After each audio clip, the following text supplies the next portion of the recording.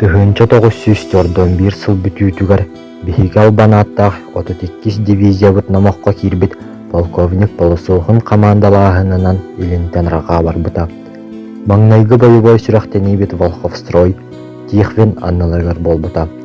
Алтынне 13 күнэ үүнэр сассардатыгар өстөөх Москваға тоҕо көтүн киирээри ыксаппыта. Биһиги дивизиябыт сэһэҥҥэ киирбит нууччалар албанаатырбыт сирдэригэр Бородино хонуутугар фельдмаршал фон Клюге сериитинин көрсүһэн алта сууккустатыгар капсыспыта.